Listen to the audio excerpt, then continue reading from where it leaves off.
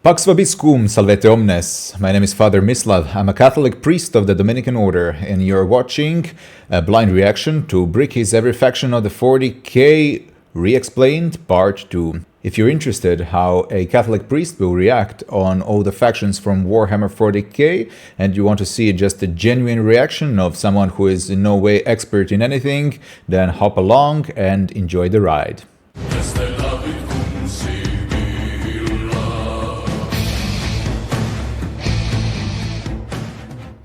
Welcome back. So this is the third part that we're having right now. We watched a lot. We've covered the Imperium of Man last time. It was really fun. Thank you for all the comments. Thank you for the suggestions. Thank you for the support. If you really do like it, by all means, like, share, subscribe, appease the machine spirit of YouTube, as I say jokingly. Now, today, this is a little bit shorter video. The part 2 is shorter than part 1, and it would seem to me that we have a couple of factions that we can cover. Chaos Space Marines. We have Chaos Knights, Dark Mechanicum. I'm not sure. Oh, I think I kind of get. If we have Knights and Space Marines, we have Chaos Space Marines, Chaos Knight. Okay. Adeptus Custodes. No idea who they are. Nope. ORKS. I have a vague idea what ORKS are. But I'm interested in more details, that's for sure. And the Agents of the Imperium. Now, I don't know, should we watch maybe up until the Agents of the Imperium, and then for the final one to be a little bit longer to include with the rest? I think we'll do that.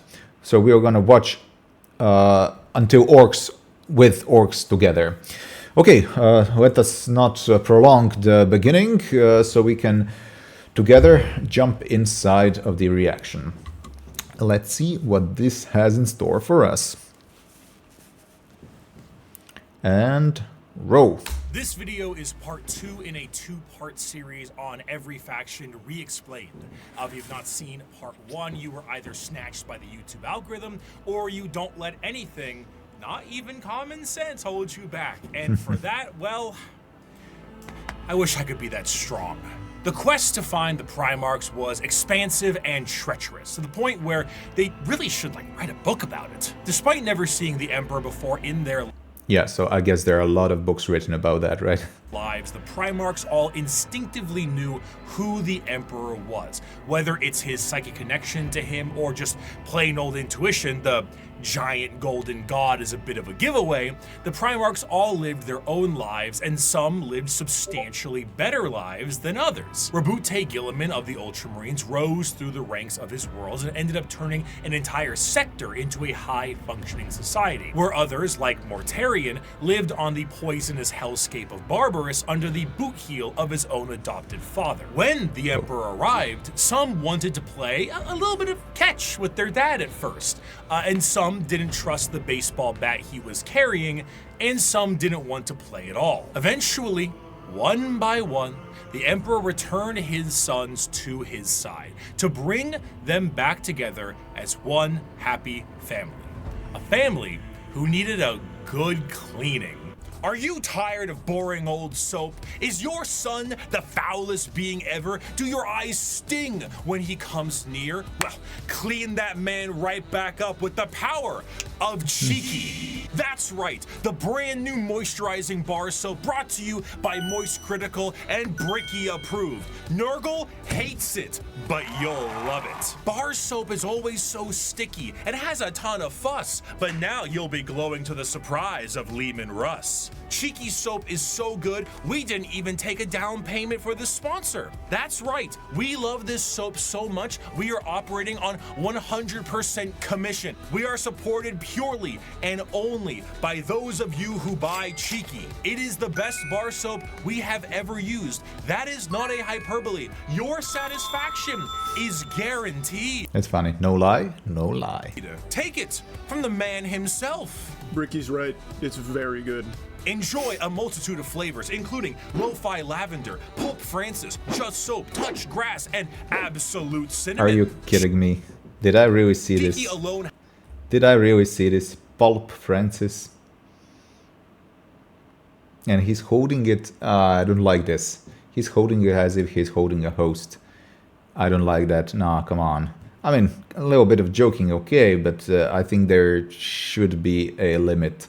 So that is basically the moment when the priest holds the most sacred in his hands, the bread that becomes the body of Christ, of God.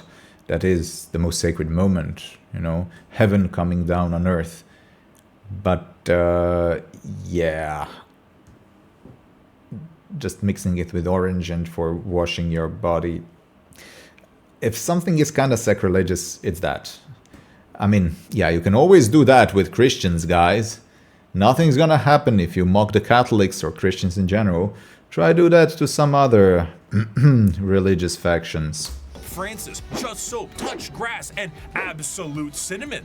Cheeky alone has made me swap back to bar soap as my primary choice. No more liquid soap for this brick. Cheeky is the play. Go ahead and go to useshiggy.com/Bricky or code Bricky for 10% off your purchase and domestically support these videos. That's code Bricky at useshiggy.com/Bricky or click the link in the description to learn more. Get clean now.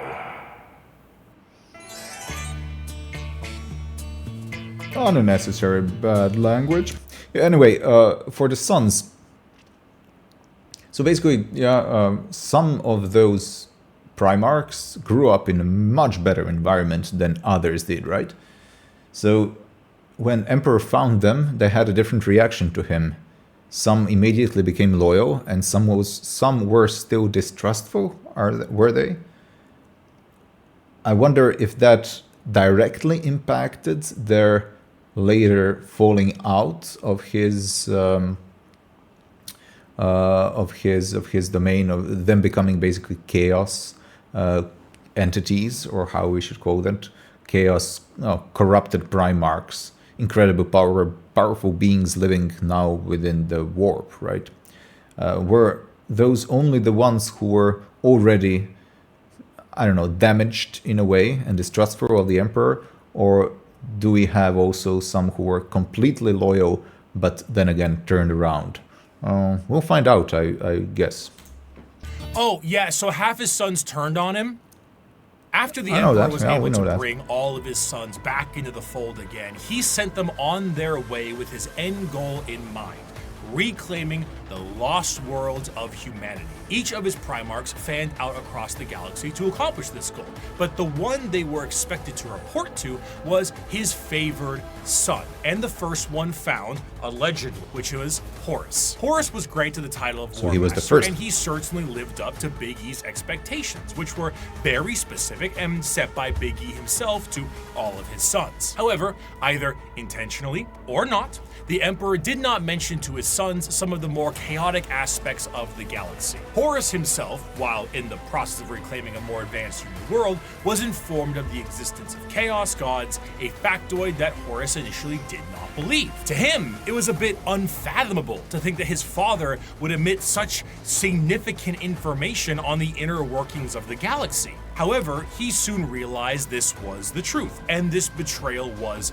unacceptable. With the astronomical weight put on his shoulders and his father immediately leaving it all in his hands, combined with the slow corruption of his mind by those closest to him, he began to change his tune. Horus began amassing a following behind his father's back with several other Primarchs and began to formulate plans to usurp him from his throne on Terra. While this was occurring, Magnus the Red tried to FaceTime his dad back. Okay, before Magnus the Red. So we have the slow corruption of Horus, the favorite son of the Emperor. He was slowly corrupted, but because of his disappointment, some important information was omitted from him and other Primarchs as well. So because of that, because of his disappointment in his father, and the Big E, how he calls him, the Emperor, the seed of doubt was sown, and the chaos entities could play on that. You know, they can manipulate what was happening inside. They could manipulate or handle the emotions, the new emotions that he had, that he felt towards his father, maybe towards the whole Imperium, towards the whole mankind. So, yes, out of something like an honest emotion, being sad or angry about something that he should be sad and angry, it became much worse. He became completely twisted. He became a slave to those manipulating him, basically chaos gods, right? Otherwise, he would not become one, something like that as well, which is a sad story. So Horus is also a sad story in a way, I guess. I don't know if he was like a scion of morality, of perfection, of goodness before. I don't know that, though. We'll have to see. Back on Terra, and that resulted in the shattering of the protective barrier between Terra and the demons of the warp. Due to this damage, the Emperor was forced to sit on the Golden Throne to assure that it would continue to function.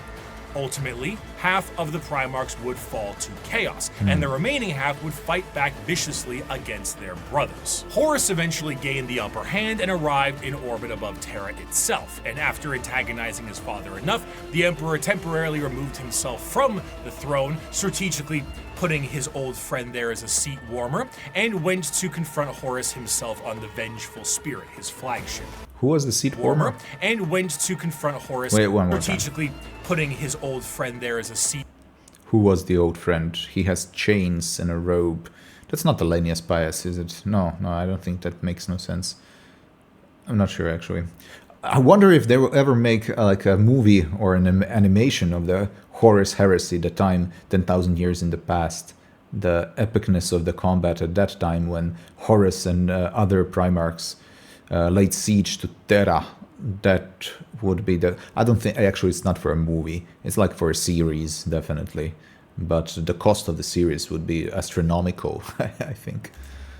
Warmer, and went to confront Horus himself on the Vengeful Spirit, his flagship. The Emperor faced down his son, and after a heated battle and 64 novels, the Emperor managed to obliterate Horus on a subatomic level, but not before his favorite son was able to mortally wound the Emperor. As the dust settled and the traitors fled from Terra, the Emperor's body was dragged back onto the Golden...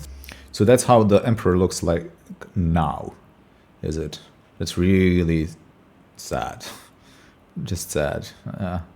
I would not even say like ugly, disgusting or something. It's just sad. Throne, where it sits permanently to assure that it continues to function. A corpse forced to constantly hold back the horrors of the warp and guide humanity with his pale light. And that light is flickering. From there, the remaining members of the traitors to the Emperor fled to their respective safe havens. These are the veterans of the Long War. Now I have an interesting thought. Trying to get inside of the psychology of the demonic. I don't know if it's prudent. Oh, I don't think if we approach it through a good enough perspective, it can be done. So how is it that basically the devil perceives this world and Christ's reign in this world? Does he perceive it in the way how it is inside of the Warhammer 40k? As like an emperor who is just pathetic and whose reign is slowly being weaker and weaker, and he will diminish, the spirit of the Antichrist, like of the Horus spirit in a way, maybe, perceiving the world like that, decrepit emperor, not in his power anymore and losing control over his world, over the Imperium. It would make sense, actually. It definitely would make sense. That is the perception of the chaos, the perception of the evil one. Basically how the evil one wants us to look at this world here, how he wants us to look at Christ as well, to belittle his sacrifice or to belittle his church. Kind of what you did there with the soap, Bricky, by the way, but I forgive you, if you repent. Let's continue. Spiteful, and to them, the wronged. Those who would let the galaxy burn if it means the Imperium gets caught in the flames. These are the... Chaos Space Marines. And what are the achievements of your fragile Imperium? It is a corpse rotting slowly from within while maggots writhe in its belly. It was built with the toil of heroes and giants, and now it is inhabited by frightened weaklings to whom the glories of those times are half-forgotten legends. I have forgotten nothing, and my wisdom has expanded far beyond mere mortal frailties. The Horus Heresy saw the collapse of the Imperium as we knew it at the time, and half of the Space Marine legions fell to the ruinous powers. Though the favored son... Just a second. There is one, like, large, huge, important connection between the Imperium, the normal Space Marines, the Emperor, and with the Chaos Marines, and maybe with all the factions that exist in 40k. Oh, the actual hubris of men present all around. And that is, what do they want? They want power, and they want immortality. I think it's basically the delusion of everyone that is what they need in their lives. So in a way, it's as easy to find yourself in Space Marines as it is in Chaos Marines, depending on the perspective you have on this world here. Are you more like a rebellious spirit, or one who wants to charge heroically in the fight against evil? Well, if you rebel against evil, it's good to have the rebellious spirit. From the perspective of the chaos, if the Emperor is actually the evil one, he's the betrayer, etc., etc., there's something, I don't know, even virtuous in the desire to go against that which is corrupt and in power, of course. But in the end, if it's only about power and just prolonging your life, immortality and power, then it's hubris.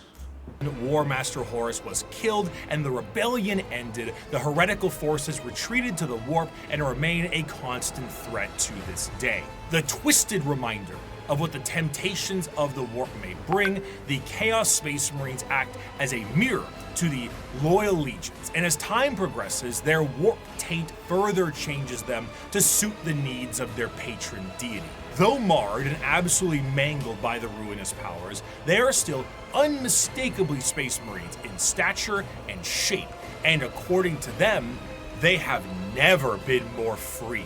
After the heresy, the loyal legions of Space Well, I already saw that there are like conflicting ideas about freedom, and not all of you understood what I was speaking about in the first part of Bricky's video about what does it mean to be free. I mean, the definition of freedom changed through time, sure, but we can understand that the primary way of when we're speaking about freedom is freedom to act, freedom to choose, you know, freedom in a way to have the choice between A and B. I'm free to choose. I'm free to do something or not to do something in that kind of way.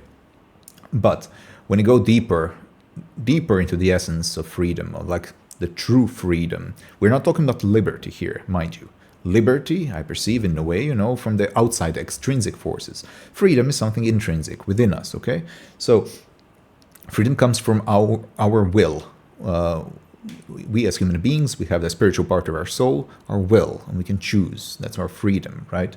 But in order to choose well, that means to really be free.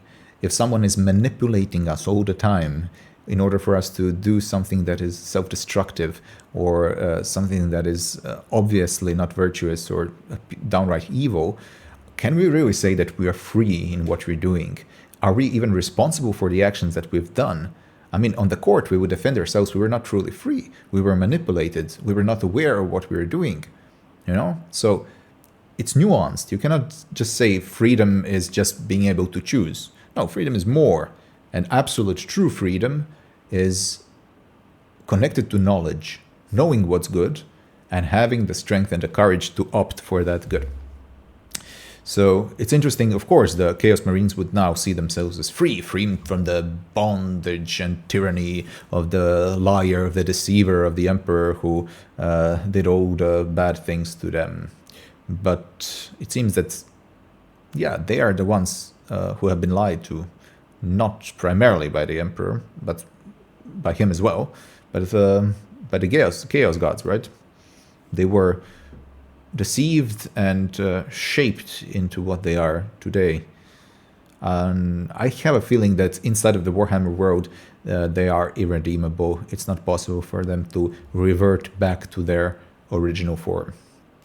Marines became very strict in their organization, and their separation into separate chapters with capped numbers and other formalities was done to prevent any form of heresy from happening again.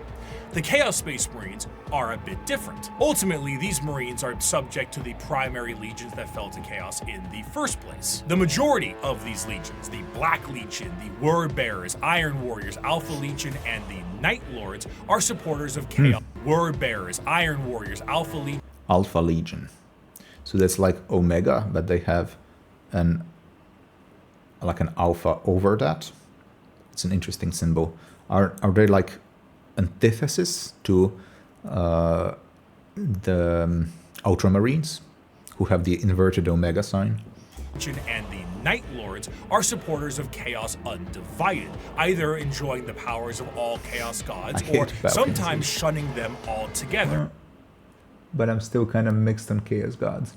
But a few of them follow a very specific Chaos god. Thousand Sons are followers of Tzeentch, the Death Guard follows Nurgle, Slaanesh has their claws in the Emperor's Children, and the World Eaters are avid followers of Khorne. From there, the legions themselves are separated into roaming war bands that may go under their own unique names or may stake a claim to one of the primary legions. Most of the gear and armor of a Chaos Space Marine remains the same, but stylistically it changes quite a bit to reflect the intention of the legion or their patron god. The Death Guard's armor has become rotted and full of gaping mouths and plague-filled boils. The World Eater's sharp and violent armor reflects their bloodthirst, and the chaotic noise of the Emperor's Children armor, nipple rings included, pleases Slaanesh greatly.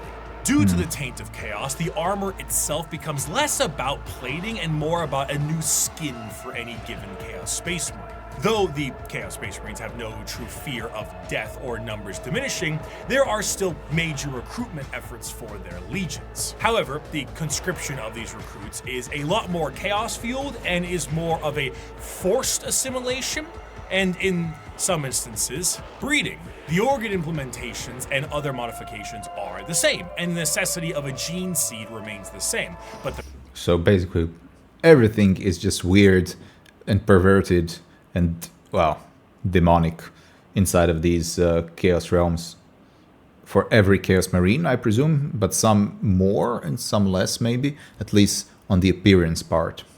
The result is a hell of a lot different. Understanding Chaos Space Marines is... Because if this is a Chaos Marine here right now, it's just more like clean, you know? Clean version of something corrupted.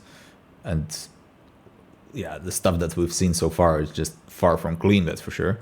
Is a difficult exercise. If we took my original video 5 years back and looked at the Imperial Knights section, it mainly focuses on big stompy robots. Now that I understand more, I can discuss the Code Chivalric, the Throne Mechanicum, Squires, and Monarchs, and bring some more context to it all. To assume Chaos Space Marines are simply the opposite side of Space Marines would be foolish. Okay. For once you understand the plight of their Primarchs, it can provide a context always needed. Horus himself turned through an overwhelming weight on his shoulders and lies told by his father. But what of Angron? Angron lived as a slave gladiator for his planet's masters, who took Dark Age technology and shoved it into his brain, so experiencing any emotion other than rage was agony for him. He finally leads a revolt for his fellow gladiators and frees himself from the confines of servitude. The Emperor finds him and says he will take him home, but Angron refuses. He will fight with his friends against the tyranny of his slave owners to the last. At the final last stand with him and his closest friends, slave gladiators, all of them outnumbered and on the verge of death, the Emperor forcefully teleports Angron to his flagship and none of his compatriots, leaving Angron to live and watch all of his friends die. Yeah, that's really cruel. That's really cruel from the Emperor. Well, so Angron, that's the name that kind of describes his person. It's like nomen est omen, is a saying in Latin. A name is a sign. You kept that mule core Pharaoh. Russ kept his kin friends. The lion kept Luther. Humans, brothers, and foster fathers. Saved and raised into legion ranks. But not me. Not Angron, no. Did the Emperor teleport his gold-wrapped custodians down to help me in my army? No. Did he free the warhounds and order them to battle, fight alongside me? No. Did he save my brothers and sisters the way he spared and honored the lion's kin, the way he honored Corferon? No, no, and no. No mercy for Angron, Angron the Oathbreaker, Angron the Betrayer. So, yeah, Emperor took away the last thing that Angron really loved. That's his gladiators, his compatriots in that constant fighting. It's not just that he was angry and nothing else, but maybe just he became that after all those sad events that happened. Conrad Kurz lived as a lonely boy, scrounging the dregs of a hive city plagued by constant visions of an assassin sent to murder him by his own father. Lorgar was born on a world of chaos worshippers with abusive parents, and the Emperor decided the best way to reprimand him was destroy his holy city. The Emperor robbed Mortarion of vengeance and suppressed Magnus at every turn. The question isn't why the Primarchs rebelled, the question is why didn't they sooner? Yeah, which is also it's hard to understand. I mean, if the Emperor is so smart and that he lived for like tens of thousands of years, one would think that he would be wise enough, not just intelligent, but wise enough not to do those kind of things. To think that, you know, the things that we do have repercussions and they can hurt people and they can change people. So we should be very careful with what we do or say even to other people. If not for their sake, I mean, then just be purely pragmatical and think about yourself and your empire, whatever. But yeah, I can understand things happening. It's not like it's an excuse for the Primarchs who rebelled. They were still manipulated by the warp, right? They still did evil in the end, but we can understand them. That's what's important. It's very important actually in real world for us priests, but in general for every religious person. We have to understand the sinner. We condemn the sin, absolutely. Sin, no. Burn the sin, but save the sinner, you know? So, yeah, fight against heresy, but fight to save the heretic.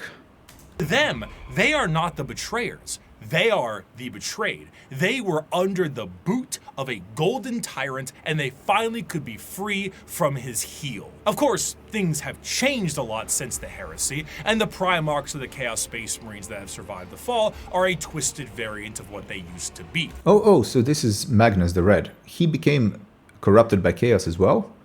Okay. I know that he's a tragic figure, maybe the most tragic figure, because he tried to save the day and he doomed the Emperor in the end and the whole Imperium, because now the Emperor has to be chained to the throne of gold, right? They have all, for the most part, ascended to the position of Demon Prince and act as a direct connection between their god and their legion. However, due to the nature of the transformation and dedication to a particular chaos god, their actions tend to be separate from their legion's actions. Fulgrim, for example, is so infatuated with being a Demon Prince of Slaanesh that he is at times far too focused on his own personal perfection as opposed to conquest and sitting around like Frankfurter on his throne. Meanwhile, Lorgar is being stalked by a bird, so he's always on edge. The most adamant against the temptations of the Chaos Gods, Perturabo, was even made a Demon Prince as a reward for being the one who did the most work on the group project. Chaos Space Marines are a fascinating faction because there is a great deal of cognitive dissonance that is represented in them. Depending on which faction you follow, your devotion to chaos is a sliding scale, and the representation in the universe is so varied. Some are there to reap a high tally of kills for their patron deity, while others are there purely to destroy the Imperium who wronged them. Some are there to torture and maim, and some are there to conquest and conquer. There is no unifying glue. They fight each other as much as they fight everyone else, and their machinations are entirely up to their warband. So that is the difference between the Imperium and the Chaos, because there is way much more infighting among the Chaos Space Marines or Chaos, whichever being is corrupted by Chaos, than in the Imperium, because it is still being held by the iron hand of the Emperor in a way. It's maybe not as stable as it would seem from the outside, but it does have hierarchy, and hierarchy does not signal, but does give promise to stability. Yeah. You have all walked different paths, but together we have come to the same destination. The Emperor has failed us. The Imperium has failed us all. It has failed us by the laxity of its laws, the decadence of its culture, and in the injustices heaped upon those of us who serve the most loyally. It has failed us by never recognizing our virtues, never rewarding us for the blood we shed and bringing about its ascendancy, and never providing unity when we needed it most. It has failed us by being flawed to its core, imperfect in its pursuit of a perfect culture, and in its weakness against the encroachment of Xenos breeds that seek to twist humanity to alien ends. Yeah, but you chose something even worse. That's the problem. And we're being so dissatisfied with what we have that in the end we choose something even worse. That's the tragic end of so many of us, isn't it? I mean, I see people inside of the religious life, the conventual life, monastic, sometimes similar like that as well. They become obsessed with their own internal issues and the issues of their brothers living around them. They start seeing only things that are bad, and then they make a mistake, or they leave in the end, and they're even more miserable afterwards. They were deceived, but they were seeing something objective, that things are not perfect, of course, but they were seeing only the demonic side of the stuff. The coin has two sides. If you see it through the prism of God's eyes, there's also mercy and love within that all.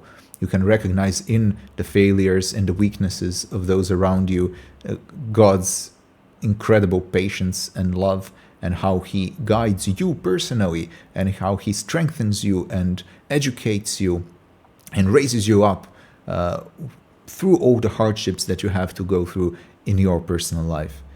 And then you have hope, and then you have strength, then you do not fall to despair. So you will not be blind to the truth of hardship, to the cross when you are a Christian, but you will have God's strength.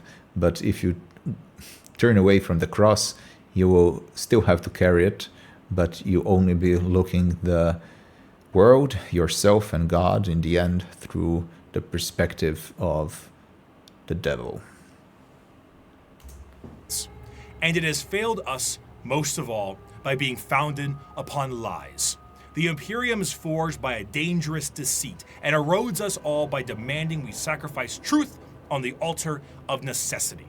This is an empire propagated by sin that deserves to die. And here on Istvan V, we begin the purge. From these ashes shall rise the new kingdom of mankind, an Imperium of justice, faith, and enlightenment, an Imperium heralded, commanded, and protected by the avatars of the gods themselves, an empire strong enough to stand through a future of blood and fire. Okay, Istvan V. Istvan is basically, that's a Hungarian name for Stephen. That's Stephen in English, Stjepan in Croatian.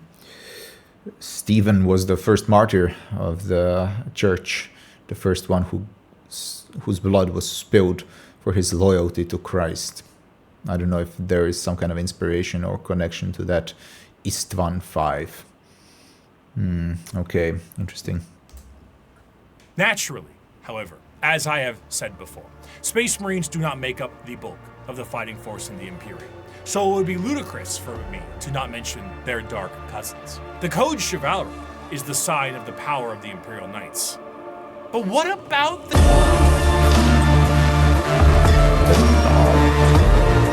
ruinous powers? Sudden transition in the volume of the tone, maybe a little bit too much, Bricky. But the Dark Mechanicum, so this is just the corruption and perversion of Adeptus Mechanicus, I presume. Claimed during the Horus Heresy extended beyond just the Space Marines and the Primals. Mars itself was subject to a revolution that saw half of them fall to chaos as Okay. well.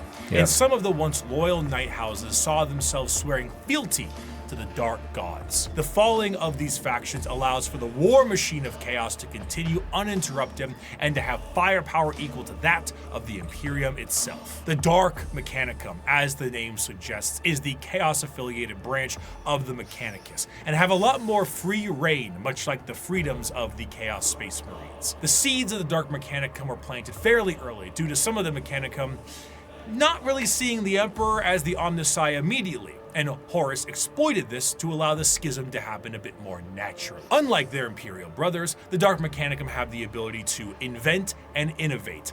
What a concept. I see. While also utilizing forbidden technologies such as the Silica Animus or AI. The Dark Mechanicum do have their own desires to find lost technologies and put them to use, but they're more interested in taking ancient and forbidden technology from Imperial worlds and activating them for their own purposes. Because what good is a bunch of knob and tube wiring if you don't overload it with as many extension cords as possible? However, instead of being clear-cut and more generalized creations, the inventions of the Dark Mechanicum are inherently tied with the warp and its demons. Genetic experimentation and modification, the fusion of man and machine are exceptionally common, and no creation is more reflective of this than the demon engines. Instead of regular tanks and Yeah, that's basically what the first association that I have is the eugenics that started to happen at the beginning of the 20th century, I believe, and definitely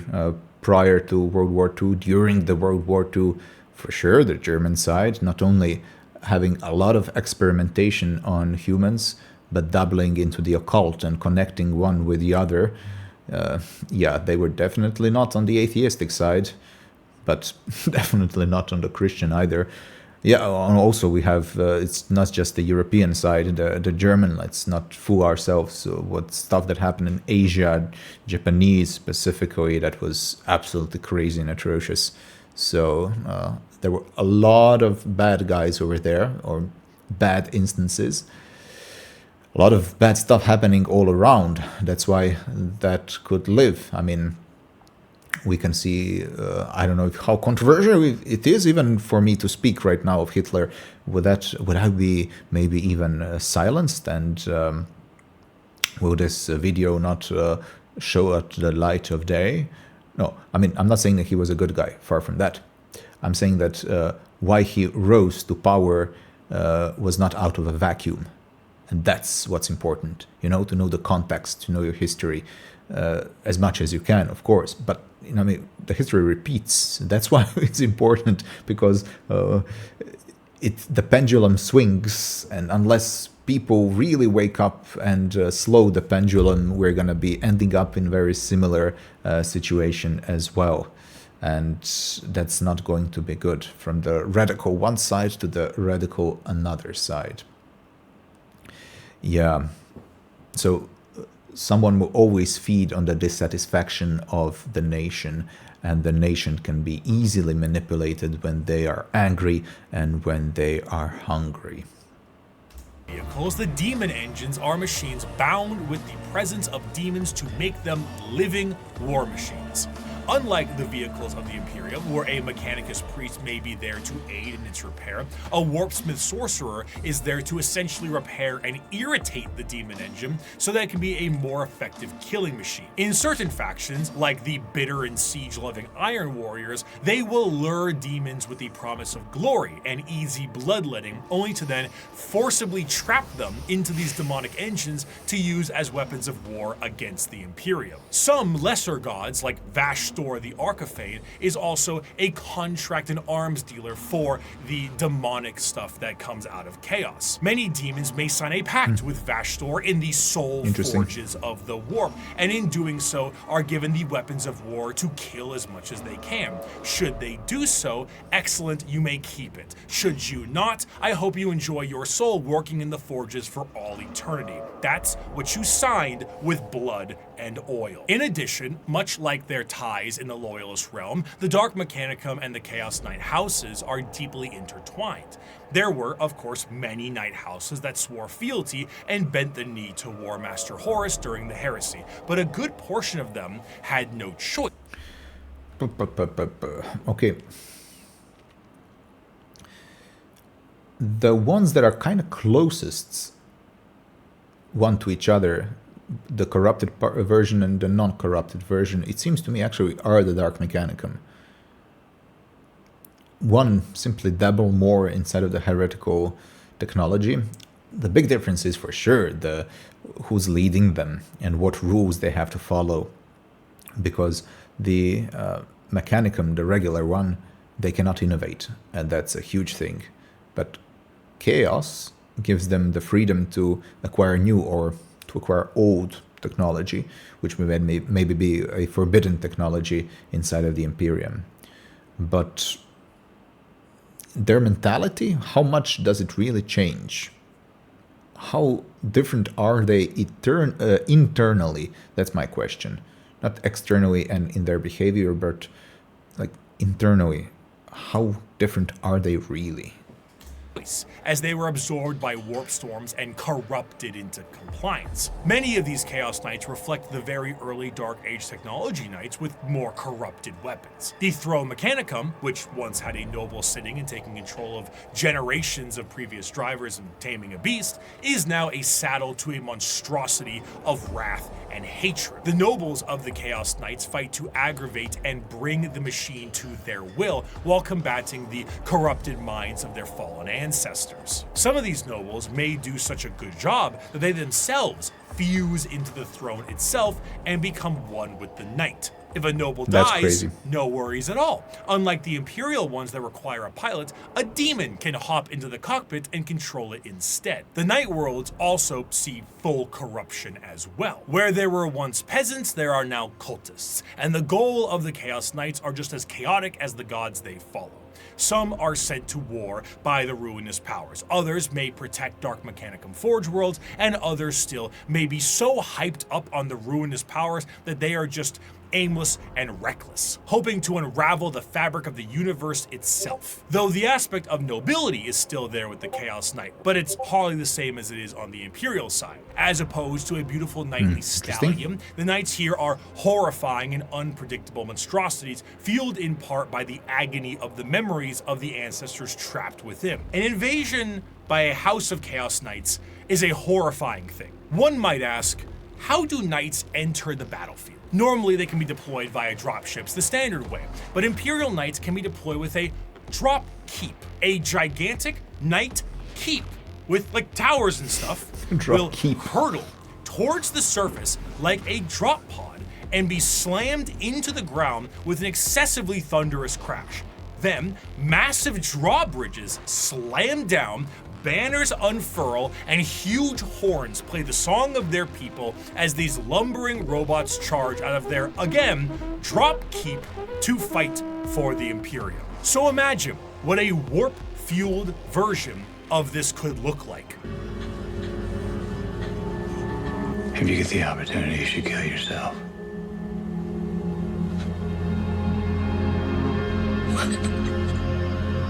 Chaos Knights have such a presence, the warp fluctuates in their tread. They bring doom, dread, and despair across the battlefield. Warp storms occur overhead, and psychic phenomenon cling to them. A Chaos Knight will arrive either in some warp-debased platform, or perhaps a portal itself, or climb out of a pool of blood. Yeah, they definitely want to have a direct psychological influence on all their enemies. As the air gets heavy, the enemy feels a crippling sense of paranoia, and the sky begins to rain blood, acid, and God knows what else. The horrors of the warp have resulted in a dramatic change in technology in the favor of their forces. Though in practice, it is a horror beyond comprehension, their baseline desires don't seem that radical on paper. They are creative builders, working to innovate and improve technology while utilizing anything they can to accomplish their STEM goals. Looking at the dark forces of chaos and the Emperor now on his golden throne, humanity is fractured. The Emperor himself is the guiding light for warp travel for humanity, and in being that exists as a beacon for the entire species. Without him, things would get somehow worse. Therefore, he needs his protectors. Where a Thunder Warrior wasn't enough for his armies, and half of his Space Marines turned traitor, the Emperor's personal bodyguards are something else entirely. They are not the fallible Astartes, nor are they a nightmarish concoction of organs and indoctrination. They are built and gene-crafted, with science bordering on magic. They number 10,000 strong, and each of them is a hero. They are the Adeptus Custodes. Oh, they are the Praetorian Guard. The ones who are the closest to the Emperor.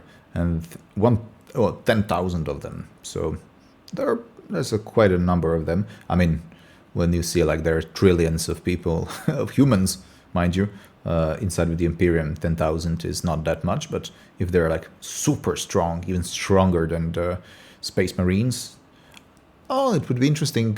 Maybe he will mention it, but comparison of the strength of the regular Space Marine, Adeptus Custodes, and the Primarch.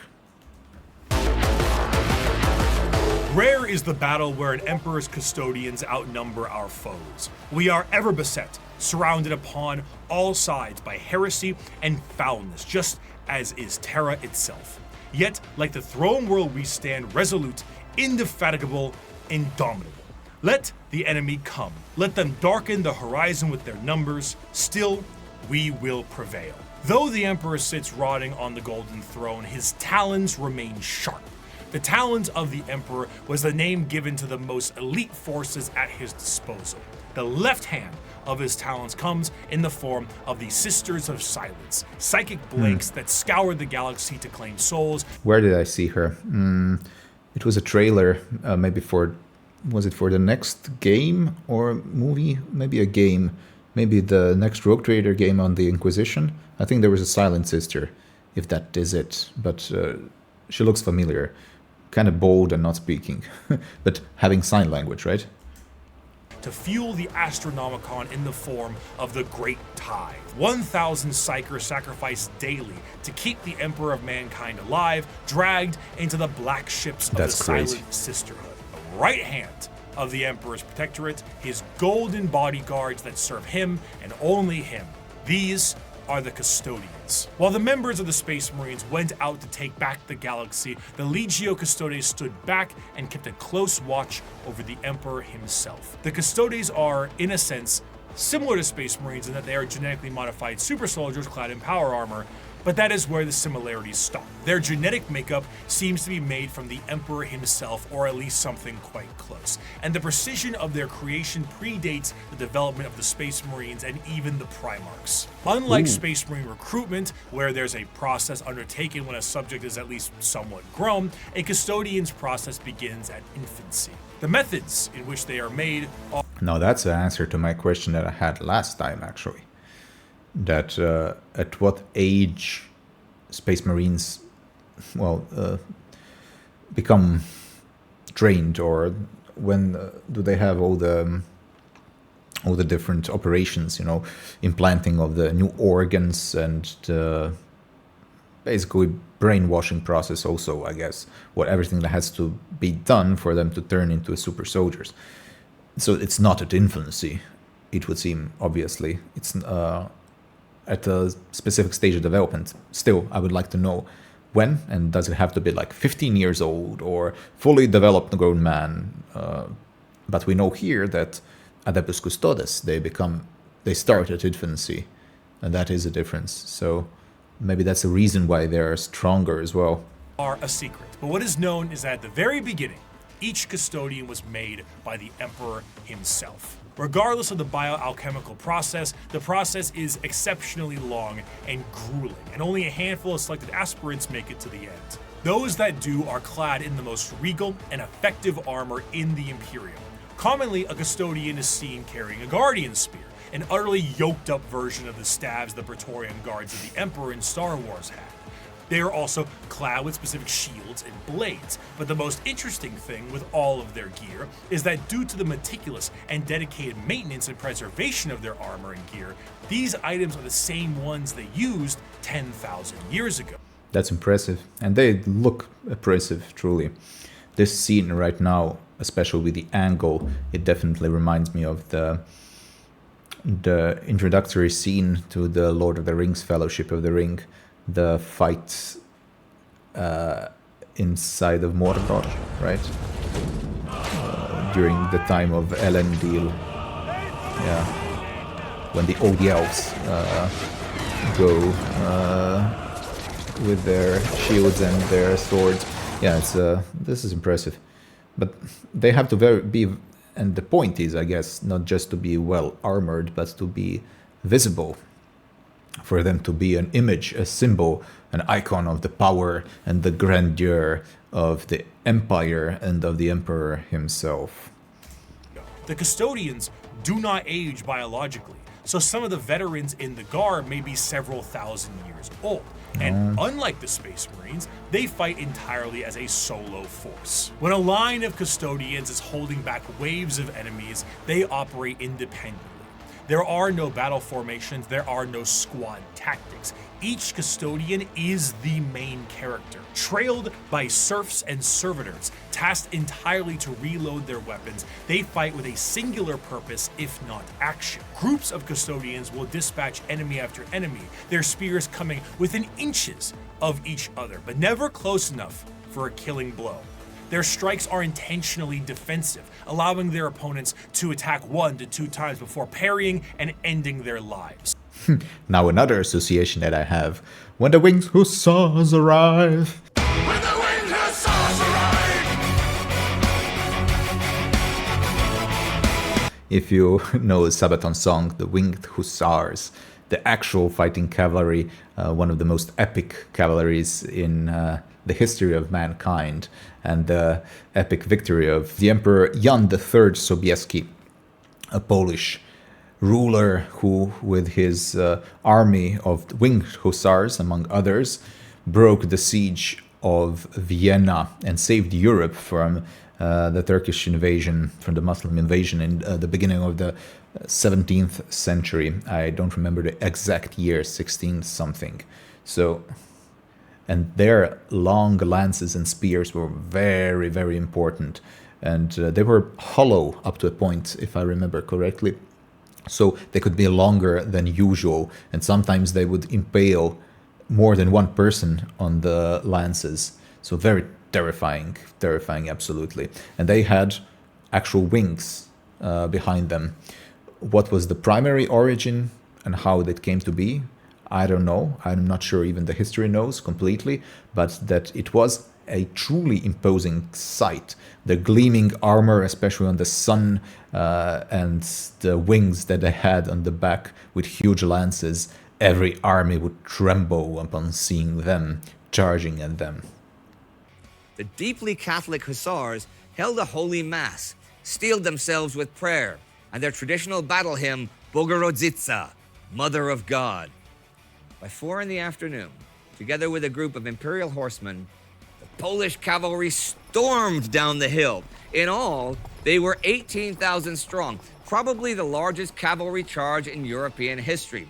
Sobieski personally led the attack at the head of his winged hussars. At about 100 paces, the real charge began. At 50 paces, their horses were driven to full gallop as the winged hussars lowered their lances and smashed into the terrified defenders. So yes, this sight of custodians kind of reminds me of that. Each strike deflected is an opportunity to know their enemy more and learn from their patterns. They are truly the Emperor's bodyguards, masters of close combat, enemy knowledge, and reactions measured in milliseconds. Though the custodians are a part of the Adeptus Terra, the members of the Guard only answer to their own leadership and the Emperor himself. The leader of the Custodes is known as the Captain General, and individual squads of Custodians are overseen by a shield captain. As their focus is on the Emperor, their command center is located within the Imperial Palace. The Tower of Hegemon serves as their primary base of operations, but there is a dedicated elite guard of Custodians known as the Companions that stands 300 strong by the Emperor's side. In total, the Custodes are 10,000 strong, and when a member retires, their name is added to the Hall of Name and vanish across the galaxy in a cloaked disguise to serve as eyes and ears for the Imperium. Interesting. Despite their numbers and their strength, the members of the Custodes do not consider themselves to be soldiers or warriors in any way. They see themselves strictly as the guardians of the Emperor in all facets of his presence. This extends beyond the physical. Custodians believe they represent the guarding of the Emperor's ideals and philosophies too. Their gains are both physical and literary. They are the protectorates of everything the Emperor stood for, and in doing so, the Custodians are also artisans and scholars, in addition to being the Golden Guard of the Golden Throne. However, due to this nature of being protectorates, they have a very strong view when it comes to the Space Marines and the Primarchs. The Emperor himself had insinuated many times that once the galaxy was brought to heel, that there would be no need for the Space Marines anymore. Interesting. Again, it reminds me of the Winged Hussars in a bit, because not at the beginning, but when they became more popular, it was the nobility, actually, the nobles' sons who would go there, serve for some time, gain glory and epic stories to be retold later on in their lives.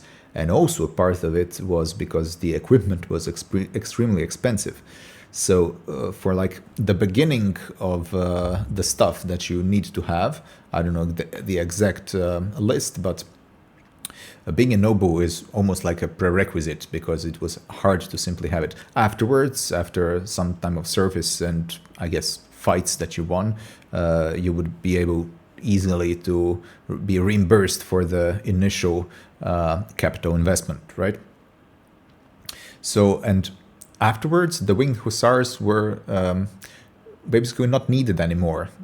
A part of it was the tactical development, the simply the science of war progressed, and those type of army were simply not needed anymore, but they remained as a symbol and as a powerful symbol of that, even up to this day as well.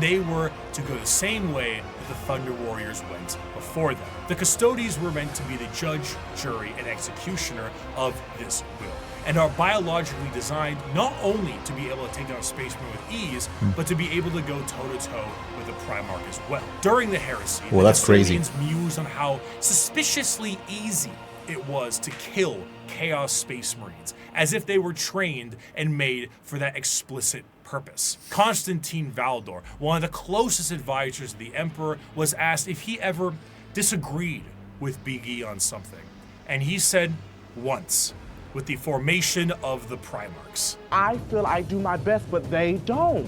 Let me ask you a very fair question. What do you do successfully? Quickly.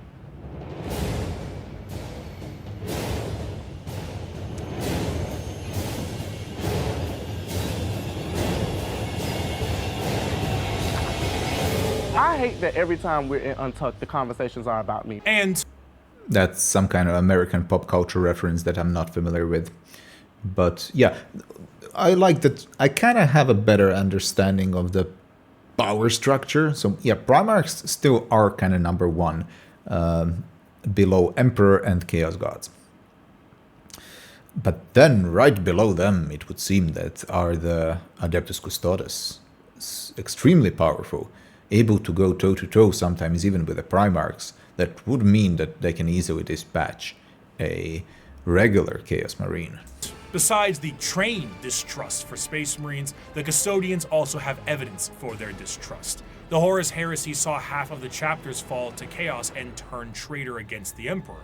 In the mind of a custodian, the fact that half of the Space Marines fell before means that the other half can fall with ease. They are fully capable of wiping out literally any force put against them, and in a sense are the final representation of the golden age of terror. However, they are forced to stand in silent and blind service to the Emperor and to the ill of the Imperium. And they, for 10,000 years, have stood vigil over the Imperium and have watched its rise and fall with the inability to do anything about it. While they do go out and fight some battles here and there, at the end of the day, the vastness of the Imperium means that the closest advisors to the Emperor himself are powerless to make any change. But goddamn, can they kill a Space Marine? For 100 years, I stood my watch amidst the somber shadows of the Sanctum Imperialis. I was still as a statue, but always ready, always attuned to dangers unseen. Days, months, years passed by in a frenzied blur beyond those walls, yet within, little moved and nothing changed. For 100 years, I did not but wait, yet had any threat appeared, I would have struck it down in a heartbeat. For 100 years, I stood my watch, and as it ends, I can tell you this: patience is a weapon. That's true. That's a nice quote. But what Bricky said, they were unable to change anything. But their purpose is not to change. He himself said their purpose is to protect, to guard. They're guardians of what is, not revolutionaries or changers of something that towards something that should be. So, yeah, they are doing what they should be doing, and they're doing it damn well, it would seem. Of course, a threat directly to Terra itself would appear to be something foolish. It's in the deepest parts of Imperial space and is one of the most defended bastions in the galaxy. You'd truly have to be foolhardy or insane to think that you can take on Terra itself. However, one faction certainly got close. In the dark ages of the stars and in a river of misery, there is one faction having a cracking old time. The galaxy sees them as savages, yet they have already figured out the questions of the universe. The green-skinned Xenos are coming right now, I believe. Their numbers are uncountable, their technology incomprehensible, and yet their violence is so very green. I am, of course, talking about the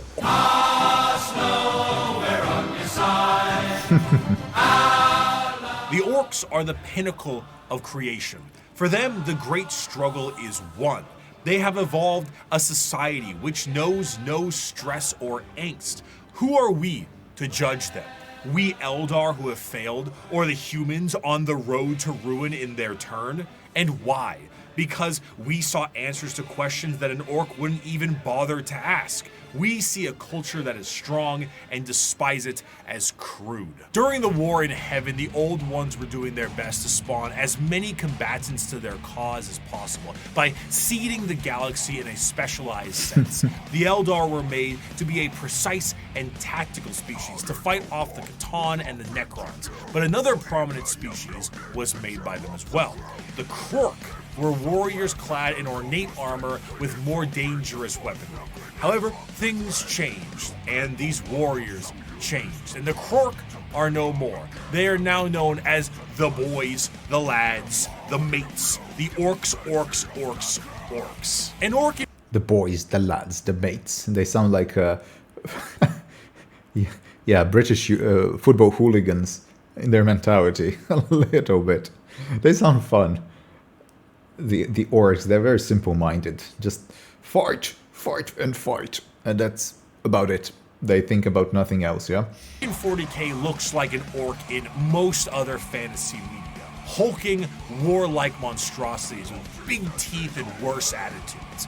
However, unlike the more Tolkien-esque forms of these creatures, the devastating nature of the orcs is in their biology. Unlike most species in the galaxy, the orcs are actually a type of fungus. This fungus itself comes in various forms. The small goblin-like Gretchen and snotlings are a part of this fungal ecosystem as well, and also the squigs, which can be used for basically anything. But regardless of what is a part of the fungal system, all of them are born from spores that land on the ground and grow.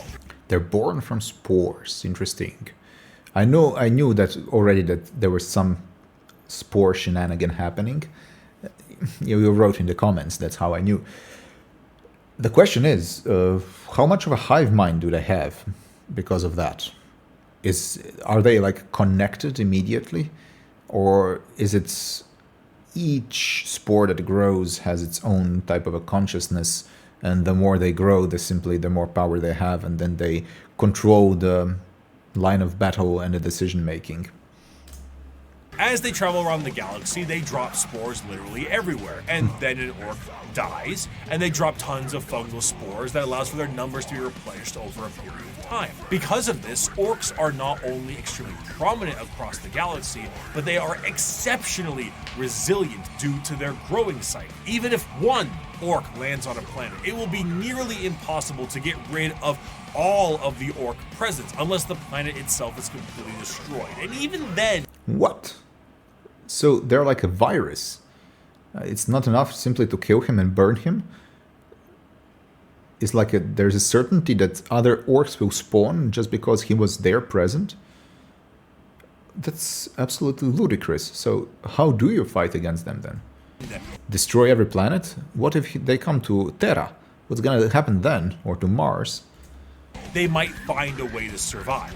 Due to their fungal nature, orcs don't really stop growing, and the more long-lived an orc is, the bigger they get, and the more an orc fights, the bigger they get. Of course, since they're constantly getting into scraps, an orc's lifespan isn't necessarily that long, so the bigger orcs are harder to find. Though alongside this, however, they are a tribe-based species that is comprised of warbands, and the biggest and the strongest orc leads the warband known as the Warboss. At the bottom end of the orc tribal system are the Gretchens and the Snotlings. These members act as the servants and slaves of the orcs, and sometimes their actual ammunition, despite being a bit smarter and more cunning than their bigger brethren. Because in orc culture, the biggest is the boss. The smallest gets picked on and thrown around. Beyond the warbands and the tribes, orcs also belong to a specific clan. Tribes constantly shatter and rebuild, but the clans do not. They are, in a sense, a psychological state of being for any given orc, and gives an orc their specific character and traits. And to make things easier, these clans are also color-coded. So that's very easy to tell what orc... Oh. Mad Max. The War Boys. Especially the newer Mad Max. You can have the combination of the music in the background and the mentality of the war bands and the war boys and stuff like that. Yeah, very strong connection one with the other. But the first inspiration was which? Warhammer or the Mad Max? Orc does what. Though there are many clans out there, 6 of them are the most prominent and well known. The Bad Moons are essentially the merchants and have a lot of money because their currency is teeth, and they grow teeth faster than any others. The Blood Axes are the stealth units, and by stealth it means like slightly more quiet than the others, and they have a love for LARPing as humies. Death Skulls are the scavengers, and the Goths are the close combat specialists. And on the 2 ends of the spectrum, we also have the tech-savvy Evil Sons and the more traditionalist and tribal Snakebites. Another major facet of orcs is their religious beliefs. They believe in 2 gods, Gork and Mork. Gork is cunningly brutal, and Mork is brutally cunning. The difference between them, according to orcs, is that Mork hits you when you aren't looking, and Gork hits you when you are. There's a lot of confusion as to which one is which, and this results in a lot of infighting. In other species, this would be considered a sort of religious conflict. That's but funny. For the orcs, it's just another excuse to fight. I have a quote here, but I don't really do a good orc voice. Like, they're the only race that have no issue with religious infighting. So I'm going to get my co-host of That's Ridiculous to read this one, and I'll try to lip sync it. Oh, he's more cunning in a... Wait. That's also like, you know, the famous argument, very stupid actually argument, but still one where you hear today a lot, like, oh, religion's bad because there were so many wars because of the religion. In orc society, it would be like, what? Religion bad? A lot of wars because of religion? Religion very good. It makes for many fights, many wars. So they're crazy. They're very funny. They will take any excuse just to fight more, right? To read this one, and I'll Their simplicity is kind of what makes them likable. try to lip sync it. Oh, he's more cunning than a grot and more killy than a dread. The boys that follow me can't be beat. On Pisana, we jumped the Marine boys, and our boss pose was covered in the helmets we took from the dead-ends. We burned their port and killed their bosses and left nothing but ruins behind. I'm Warlord Gezgul Mac Uruk-Drucker, and I speak with the word of the gods. We's gonna stomp the universe flat and kill anything what fights back. I love the spelling of the words. It's very unique and like orcish, like. It's funny. We's gonna do this, 'cause we're orcs, and we was made to fight and win.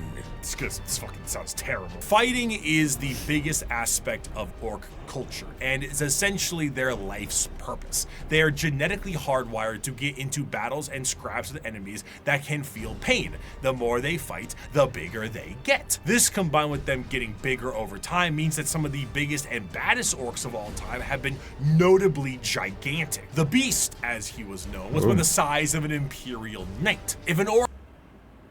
That's how long? Like, is it 30 feet? The Imperial Knight? Something like that? 10 meters large? Is that something like that? Like a giant, a true giant then? And what are the size of his bullets? orc runs out of other enemies to fight, they will immediately start infighting to scratch the battle itch. For example, in The Warp, a planet exists where a band of orcs are in a constant state of war and battle, and have been for an improbably long amount of time. Can orcs also become corrupted by chaos? I haven't seen any mention of chaos orcs. Is there a specific reason for that? Interesting. Maybe they're impossible to corrupt. That... I would kind of like that idea, actually.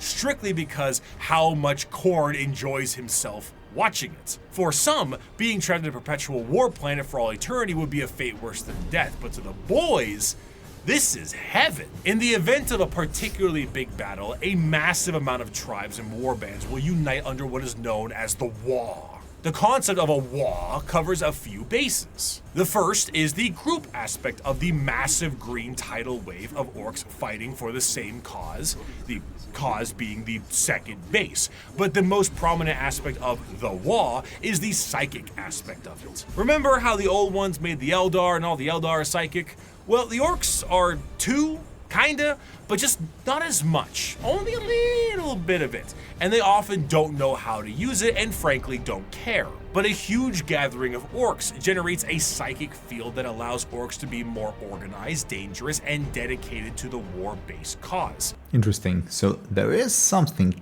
like a hive mind present when there is a huge number of them gathered around one spot because of their sensitivity to warp.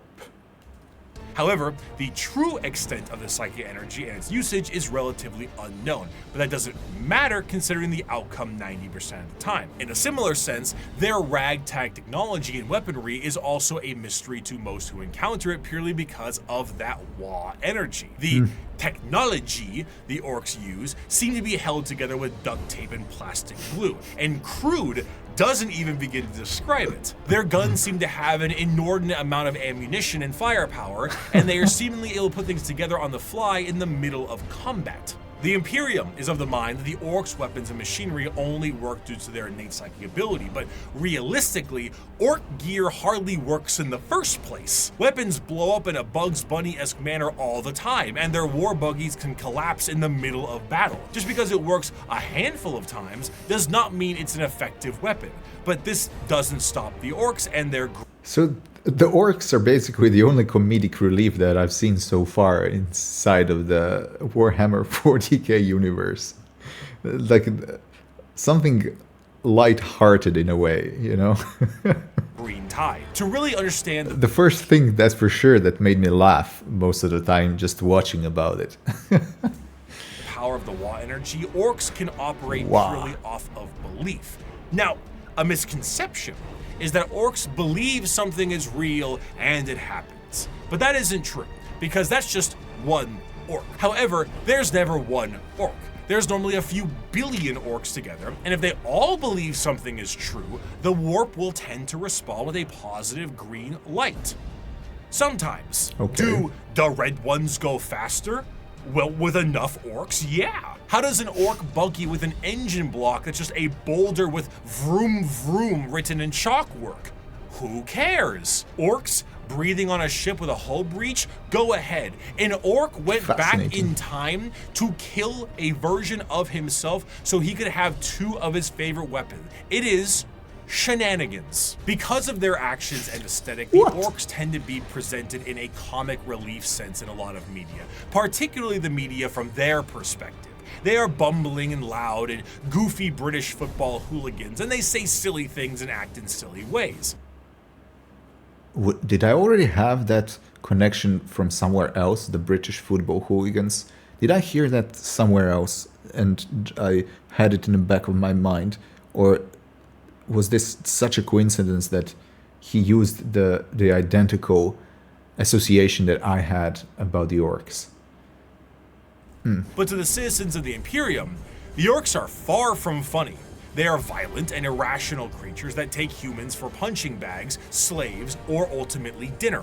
They have no moral compass and are violent and brutal killers that know nothing else. They are genetically designed to be a violent species that was capable of beating back the Necrons and the Catan.